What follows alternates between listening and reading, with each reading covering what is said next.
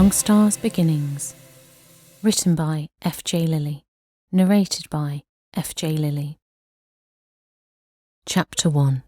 T-shirts and Secrets.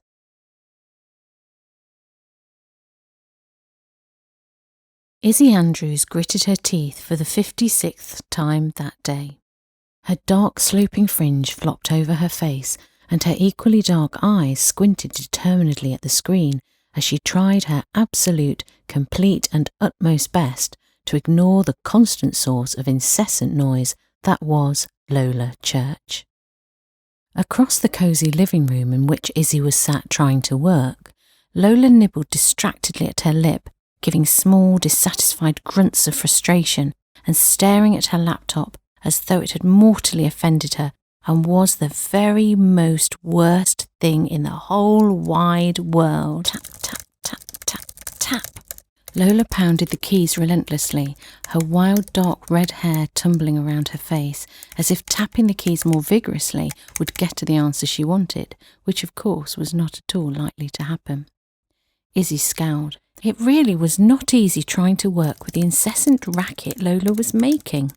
It had been going on for hours now, and every single tap set Issy's teeth even more on edge. Tap, tap, tap, tap, tap. It was this final flurry of tapping that crossed the line from annoying to unbearable, and Issy swivelled abruptly in her seat, throwing her body round to give Lola her most withering glance. "Honestly, why can't you type like a normal person?" she snapped testily. "You're like an annoying little..." Issy's face screwed up in fierce concentration as she tried to find the perfect word.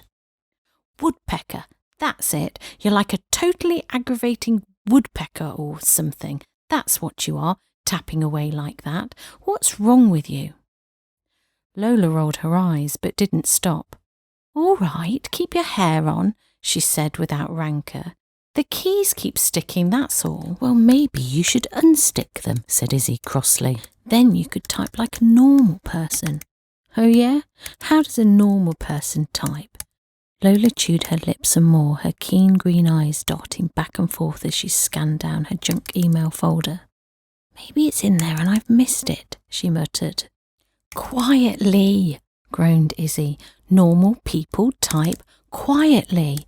What on earth are you waiting for anyway?" she asked suspiciously. "Nothing," said Lola quickly. To Issy, Lola looked very much like a person who was trying very hard to look like they weren't doing anything important at all, and in fact couldn't care less whether or not they had any messages, when they do care very much indeed. Issy was absolutely right. Lola cared.